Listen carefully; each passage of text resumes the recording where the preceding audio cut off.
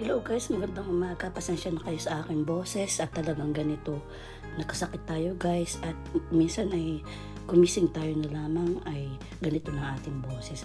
Ngayong araw na ito guys ay umuulan.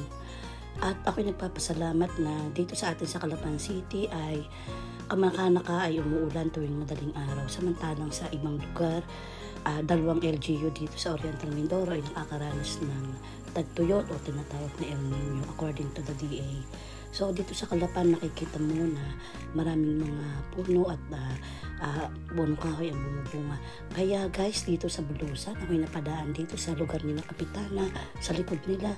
Ako'y tuwang-tuwa dito sa kanilang puno ng kalabasya. Talagang pinabidyohan ko sa aking inaanak na si Gino itong kalabas na tinatawag na miracle fruit. At ako'y namangha sa kanilang malalaking bunga na halos mas malaki pa sa ating ulo. At talagang ninais ko rin minsan na magtanim dito at kaya lang hindi tayo nagkameron ng pagkakataon guys. At ako hihingi na lamang ng similya kay Kapitana pag siya ay nakita ko.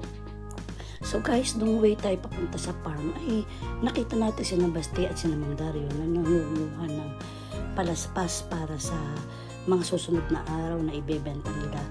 At according to them ay ito ay isang hanap buhay ng mga taga-Bulusan na pinagkakakitaan during the linggo ng palaspas at sila'y nangangalap ng mga murang dahon ng mga niyugan. Since ang katabi kong lupa guys dito sa Bulusan ay niyugan kay Lolang Nati ay binidyohan ko ang kanilang pangunguha at kung gaano kagakahirap.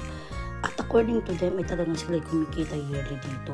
At sabi nga nila halos kalahati ng population ng mga taga-Bulusan ay pumupunta sa simbahan, sa iba't ibang uri ng simbahan dito sa Calapan City kapag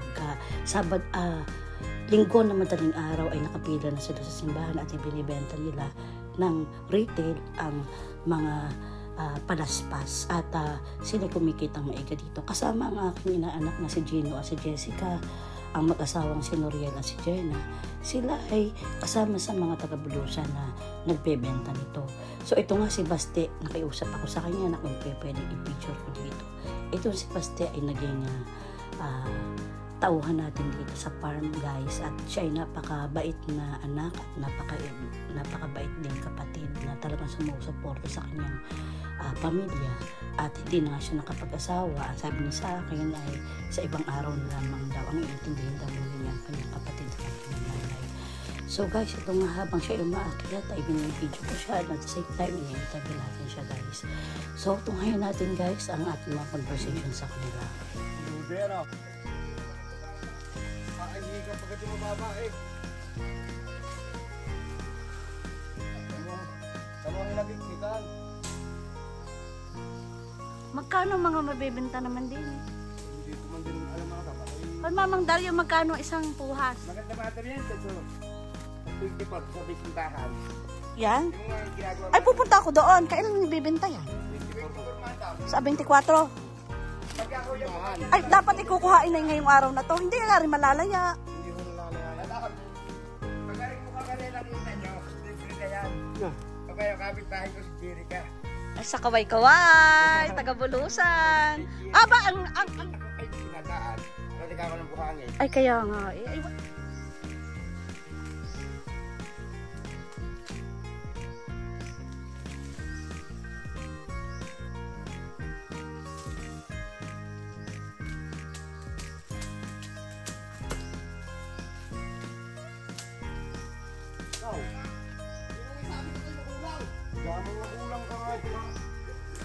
akala ko baga ay sabi ni Noriel ay magbebenta din ng niyog.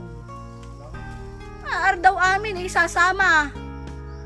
Sinubukan natin guys na tayo umakyat dito sa medyo mataas na area ng lupain ni Maanang Lolang Nati at nakita ko dito na talagang ito ay sagingan nga at niyugan.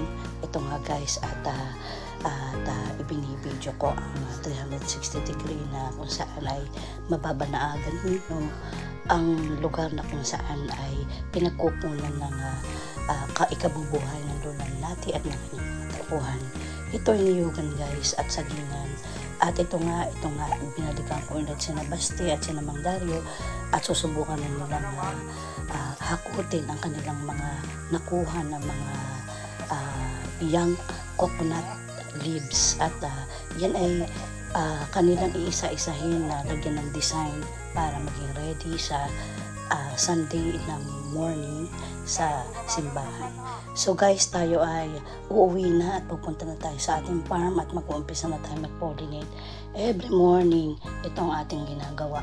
At talagang tiyaga-tiyaga lamang. Kung wala kang passion at dedication sa iyong trabaho, maaari sabihin mo, napakahirap ang pumunta dito sa farm at medyo elevated nga itong area at medyo malayo-layo rin sa town proper, pero ito tinatyaga natin.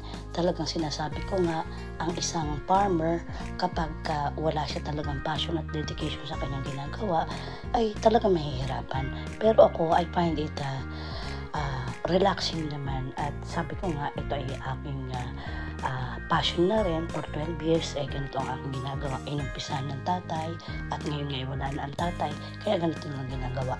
Ako very thankful sa aking mga katabing lupa at napakababait nga nila. At tayo nga guys ay nagbihis muna at pumunta tayo na at kumain ng tanghalian dito kay Merls. Ito si Merls ang reyna ng suman sa Lihiya at isa sa naging kaklase ko sa Mentor Me.